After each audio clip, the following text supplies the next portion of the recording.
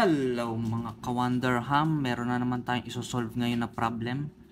So 1 over 2x plus 10 equals 8 over x squared minus 25 minus 2 over x minus 5. So ang una natin gagawin, ifa-factor natin yung pwede nating i-factor sa denominator. So itong 2x plus 10, pwede natin i-factor out yung 2, yun yung GCF nya. So magiging 1 over, factor out natin yung 2.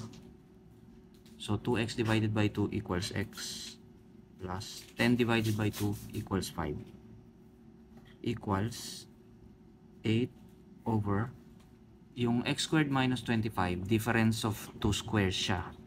So meron siyang factor na pag-aralan natin ng grade 8. So x,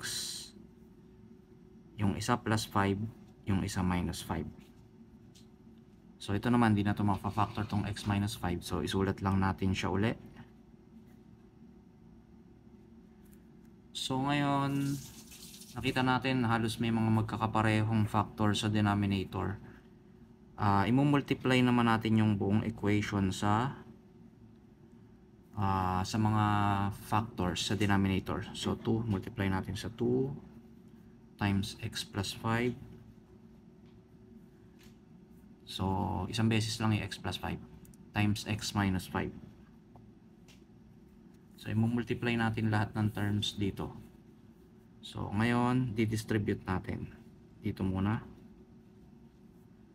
So, 2 times x plus 5 times x minus 5 times mo dito. Dito. So, makakancel yung 2 sa denominator. Makakancel din yung x plus 5. So, ang matitira ay x minus 5. So, x minus 5 times 1 equals x minus 5 equals. So, ito naman, tatimes naman natin dito sa term na to. So, ang makakancel naman ay x plus 5 tsaka x minus 5.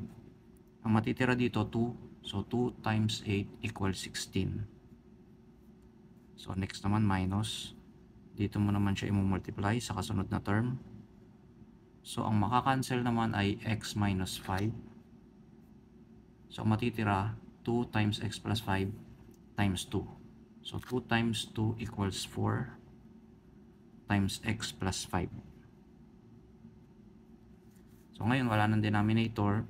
Simplify na muna natin. 16. Itong negative 4, i-distribute natin sa loob ng parenthesis. So, negative 4 times x, negative 4x. Negative 4 times 5 equals negative 20. So, next naman, pagsasamahin natin yung lahat ng mga may x dito sa kaliwa ng equal, lahat ng constant sa kanan. So, itong minus 4x, ililipat mo sa kaliwa, magiging plus 4x.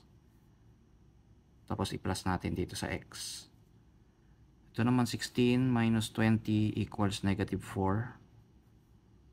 Tapos may negative 5 pa dito sa kaliwa na equal, lilipat mo sa kanan, magiging positive 5. So 4x plus x equals 5x. Negative 4 plus 5 equals 1.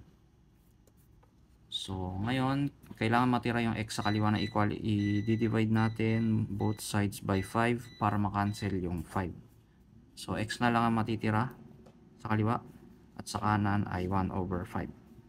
So, x equals 1 over 5. So, yan po ang ating video for today. Kung may natutunan po kayo, please like, share sa inyong mga classmate, best friend, tropa at crush. At pasubscribe nyo na rin sila sa ating YouTube channel. Bye-bye!